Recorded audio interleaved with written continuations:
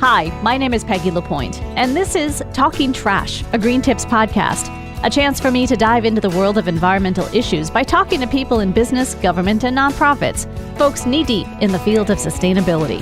Episode 7 features Alan Scott. He's a senior associate at WSP. Alan is one of the first LEED certified architects in the nation. He also consults on green build projects throughout North and South America. You became the 13th LEED accredited professional in the world, and you were building green buildings before green buildings were talked about, were a thing.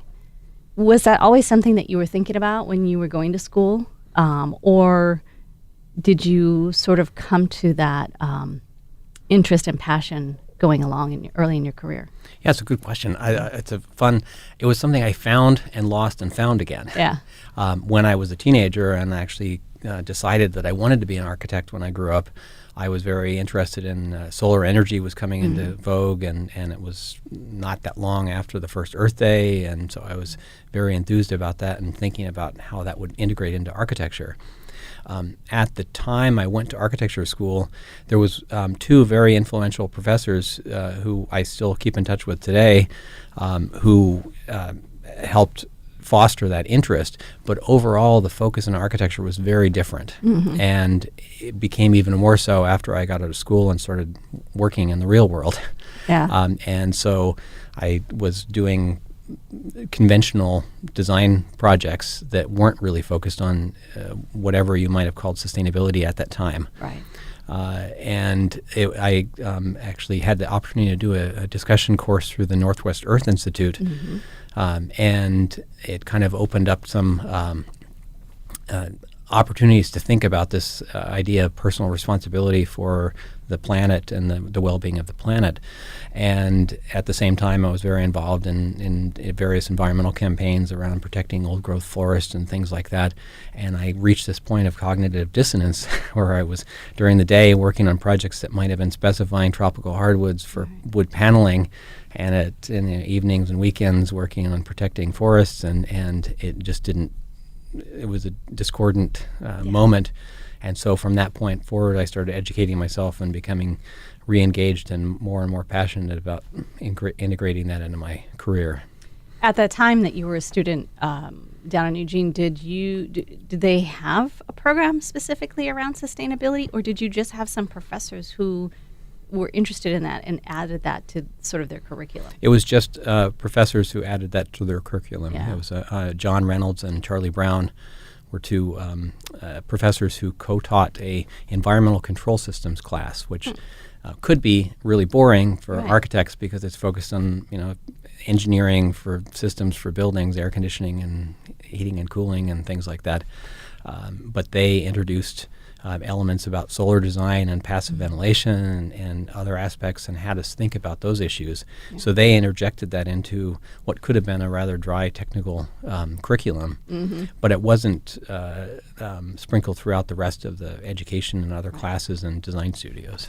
Have they since then? Do you know if they've instituted? Oh, yes. They're actually one of the leading public universities in the country and focusing on those issues. And I'm really excited when I see the work that students are doing and the research work that some of the professors there are doing. It's really come a long way since the time I was there. Nice. You eventually started your own green design building. Let's see, I've got it here. Green Building Services. Yes. That you started in 2000. And eventually built to 40 employees. Yeah, actually, we reached over 60 people at one point. Nice. And so was that when you were starting to become more focused and look at sustainable building materials and structures?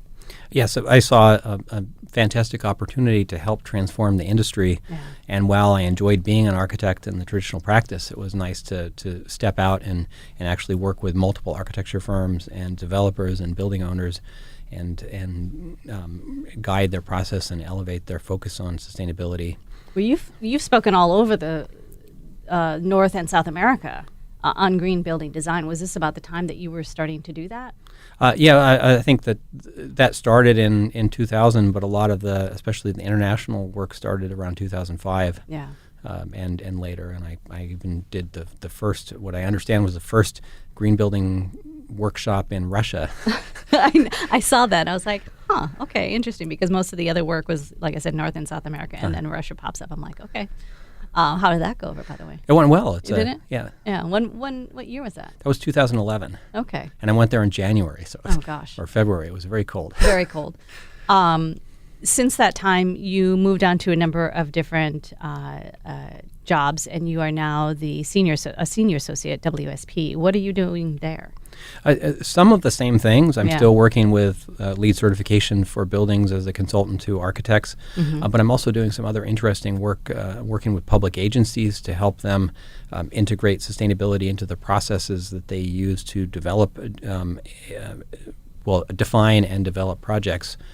So being upstream of when they hire architects and engineers. And so it's been exciting to get involved and think about how do people work and make decisions, and what things might tip the scales and guide them to better decisions. So what are some of the organizations that you're working with? I'm currently working with Port of Seattle, with both SeaTac Airport and their Seaport, working on development standards for capital projects at the port. Have you found in the last decade or two that more and more companies and people are looking at these capital projects and deciding that they want it to be more sustainable, whatever that looks like in their head, whether it's the design or they've already got their structure built and they're changing things? Have you found that to be becoming more and more of interest? Yes, I think, and it's both in public and private institutions, which is really exciting. I think that because of maybe lack of leadership at the federal level in terms of things like addressing climate change, more state and municipal governments and other quasi-public agencies like port authorities are really taking sustainability seriously and looking at aggressive goals for carbon emission reductions and waste reduction and energy efficiency.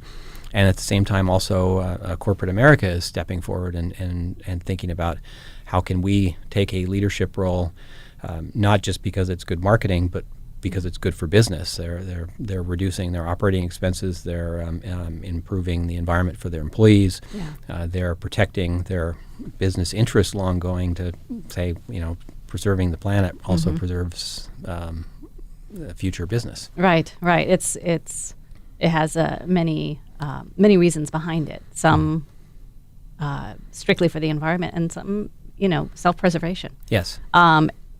Do you just work on the West Coast, or do you work around the country? I work around the country and still doing some work in South America as well. Yeah. Have you noticed any trends on any parts of the country? I mean, we know the West Coast, or we believe the West Coast tends to be more interested in those projects, but are you seeing that become more of interest in Middle America and Eastern? Well, I think there's interest everywhere. Yeah. It tends to be more coastal. Right. But it's interesting. I'm actually working on potential projects down in Florida. And I was just down there in December and saw the devastation from Hurricane Michael that hit Panama City area. And, Florida's a bit more of a conservative state, but they're recognizing that they're very vulnerable to the impacts of climate change and severe storms, and needing to be more resilient, which also includes sustainability. And so I'm seeing opportunities coming up even in the South. Yeah. I mentioned you were one of the first LEED certified architects or professional around the world. What year was that? It was shortly after you started your company, or around that time? It was around the same time. It was 2001 was when they first offered that exam, and I was one of the first people to jump in and do that. That's they must have hundreds of thousands. Or at least tens of thousands. I kind of lost track of how many there are, but there are quite a few. And you've even worked on your own home when you were, you've got a 100-plus-year-old home, and you've done a lot of work there trying to make it more sustainable and not use as much energy. What were the things that you looked at in your own home? Yeah, and it was fun to see this transition. My wife and I bought a home over in the Brooklyn neighborhood in Southeast Portland, and we had, I think, more time than money, so we did a lot of DIY projects and do-it-yourself things over the years to improve the house, including insulation and replacing the windows and putting in more efficient heating systems, and eventually putting solar on. I first installed solar thermal on for hot water myself, and then later, when incentives were available, had a contractor put a photovoltaic system on the house, and it was it was very rewarding to do that because we felt good to see what changes happened and see our lower utility bills and see that we were more comfortable instead of this drafty old house when we moved in, where we'd be huddling next to the heat registers in the winter to keep warm. Yeah, we didn't do it ourselves. We had hot water heater connected to a set of solar panels, and then when the incentives came about, PGE for us, we had them put on for the heating aspect. Here's a question for you that just popped into my head. When do you see, and I don't know if you know this, because we're thinking along the lines of this program that we signed up with PGE was 15 years long. We're about midway through it. At that point, we have to decide what we're going to do. The battery system for collecting the power through solar, how far advanced have those come along? Oh, they've come very far. Yeah. And I'm looking forward to doing that as a next step. Yeah. With my home. The battery technology has improved a lot. Yeah. And especially with the lithium-ion batteries that have a longer life and less maintenance issues associated with them. Yeah. Because I remember when we first put them on, it wasn't 8 years ago. They weren't that great, but it's good to know that they've improved quite a bit, because that's what, obviously a number of us are going to be looking at in a half a dozen years or so. Yeah, the prices have been dropping dramatically on those. It's still not an inexpensive thing, right? But it's getting less expensive and will be more so in the next few years. Yeah, and the payback is there. Yeah, as well. And it's exciting also because when I first got a photovoltaic system on my house, they have a setup with the inverters, so that if the power goes out, the PV system is down also, and it's for good reason. They didn't want the electricity going back on the grid and electrocuting a lineman who's trying to repair the pieces. Now the technology's gotten to the point that you can do what's called islanding of the system, so that when the power's off, your photovoltaic system can still be powering your home directly, but it's not sending anything out on the grid. Okay. And so if you combine that with storage, so solar plus storage, then when we have winter storms and you have a extended power outage, you can be the one house in the street with the lights still on and maybe and the sump pump still going. For us, that's key. Yeah, so that's an aspect of resilience that I think is important, and I'm looking forward to having that ability in my home. I don't have it yet. That's exciting. I'm going to switch gears because we first spoke a number of years ago when KINK was looking to go carbon neutral. And I brought you in, and you answered a lot of questions for us about that process. And then you even helped us along the way to become carbon neutral. And we are renewing our contract again. So that's been really exciting. We get lots of questions about what that means for KINK being carbon neutral. Can you explain a little bit of the process that you helped us with? Yes, absolutely. So that process started with evaluating where are the energy uses and other things that KINK radio does that have a carbon impact. Right. And a lot of that was in electricity usage. And that's one of the things that's unique about a radio station versus some other commercial building or your own home. Right. You have a transmitter tower that uses a lot of power, and the studio as well with all the electronic equipment. And it can't be turned off. And it can't be turned off. It's part and parcel of your business. Yeah. So while there's probably some energy efficiency improvements happening with those technologies that might take a hold over the years, there wasn't a big thing you could do right off the bat to reduce that energy use. Right. So at the highest level, what KINK chose to do, which I think is admirable, is doing carbon offsets, so that you're purchasing offsets for that power. But I think maybe more important and relevant to other businesses and individuals, we also looked at the other carbon impacts, and some of those were just the lights throughout your office space, the waste production and recycling, because waste has an impact on carbon, and how people get to and from work, the commuting. Yeah. And so we quantified those impacts as well, and showed where current practices by Kink Radio were very positive and making your impacts lower than averages, but identifying areas for improvement, so that you, along with many other organizations, can follow that lead and look at increasing recycling and reducing waste, and increasing the number of people biking and walking and taking the bus to work. We've expanded that to all of Alpha Portland. We became green certified through the city. Okay. And so we replaced our disposables. We replaced some shower heads and faucets, and really looking to streamline a number of things. And so that's been exciting too. The carbon neutrality at Kink was, a big first step.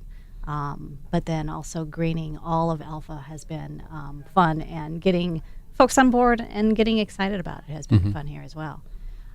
When folks come to you for, I'm going to switch back now to LEED certification, for consulting, again, generally speaking, what are the things that you first look at, and the easy things that you can help them make switches on, and then going from there?